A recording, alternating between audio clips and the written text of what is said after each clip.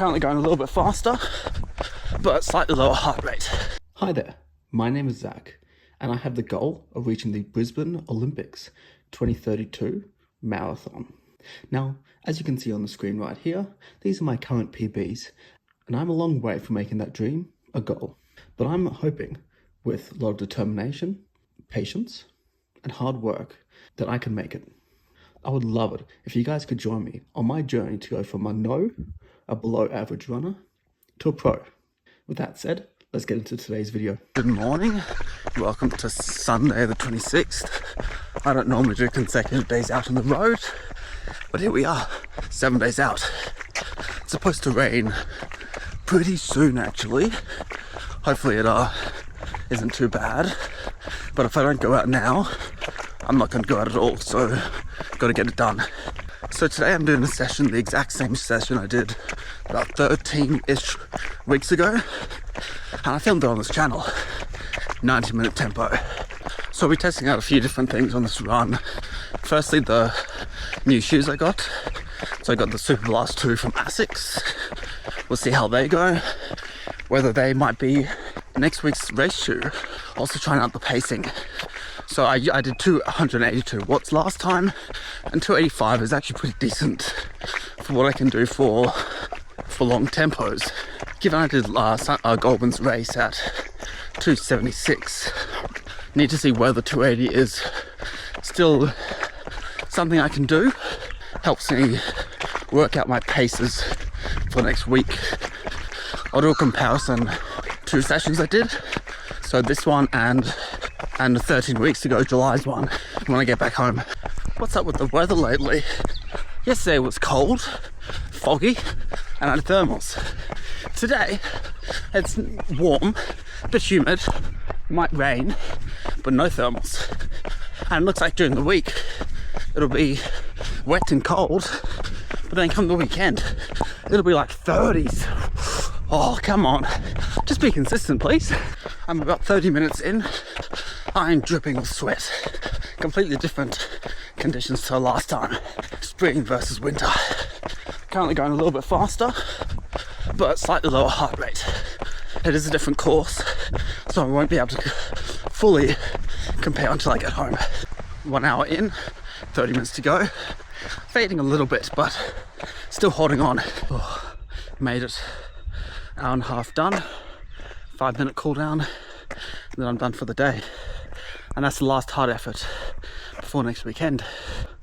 I'll go through a full debrief when I get home. But I averaged 283 watts, which is 1 watt higher than when I did it in July. Not quite sure what my heart rate is. I think it was higher. I'm going to blame the heat or the temperature, because I think I did it in like -2 versus today it was like 10 to 15 and humid.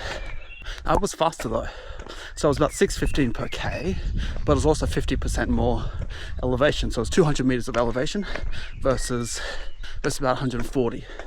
So I'm not quite sure what the gap is, the grade adjusted pace, but I'm already 10 seconds per average faster. So it shows really good progress, and I'm excited for next weekend's race. So what I want to do is I want to dive into the run I did today, comparing this exact session with what I did in July 12th, about 13 weeks ago.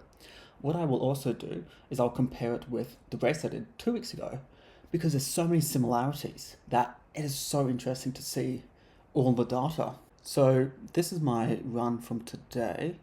So you can see I averaged 624 per K, but we get to the interesting thing here. So this is my 90-minute tempo. So you see I was 14.4 K, 283 watts at 6:15 per K, so 158 beats per minute.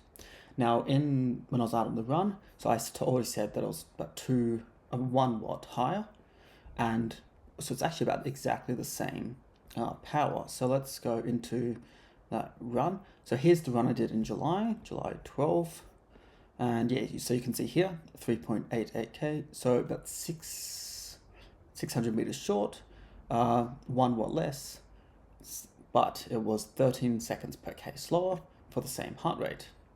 Now, interesting as well. So 138 meters of elevation gain in this run that I did before, whereas the one I did today, 178 meters. So 30 meters more of elevation gain and faster. So very clear progression. Now let's have a look at what I did when I did my run in Goulburn, because obviously it was a half marathon, but I felt really good. Not really good, but I felt like I could finish a half marathon at that same pace.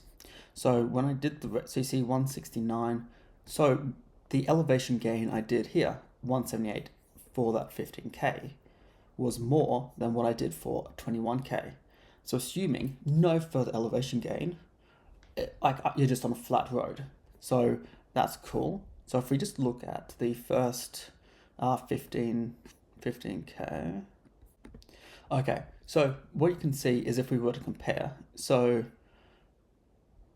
if I did an hour and a half, 14.37k.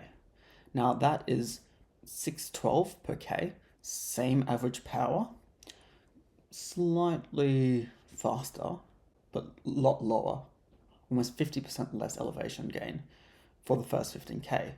So what it shows me is if I can just hold on, if I can go 280 watts, because it's not the first 15k, it's the last 6 where I really just dropped off.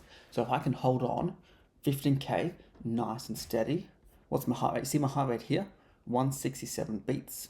167 for the hour and a half versus today was 158. So 11 beats per minute higher, significantly higher. Just have to hold on and we'll be sweet for next week.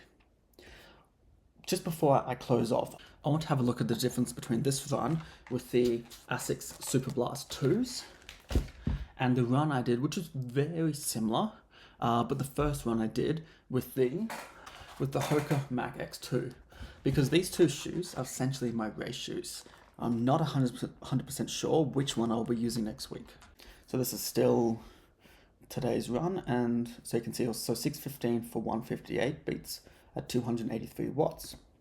When I go to my run from August, so here's this, so it was an hour 40, so it was 10 minutes longer, but you can see it was 5 watts higher for 4 seconds per K. Heart rate the same, but 4 seconds per K. It makes me think, because the Hokas really hurt my feet. I get massive hot spots, I get Achilles issues when going uphill. I haven't had that issue yet with the Super Blasts. I did get some soreness in the back when running uphill because I was going slow, about 8 to 8:30. So I've had that with every shoe I've had. So it's really a non-point. But I didn't get the the hot spot around here. So is the hot spot worth 2 seconds per K? Because possibly I could go, instead of I did 283 watts in here, I could possibly go 285. Will that be faster in the Hokas or in the ASICS? That's a toss-up. Is the hotspot pain worth extra few seconds per K? Now, thank you guys for watching this video. If you guys found this interesting and you want to see more of this sort of type of content, make sure you like and subscribe, and I'll do some more of this in the future.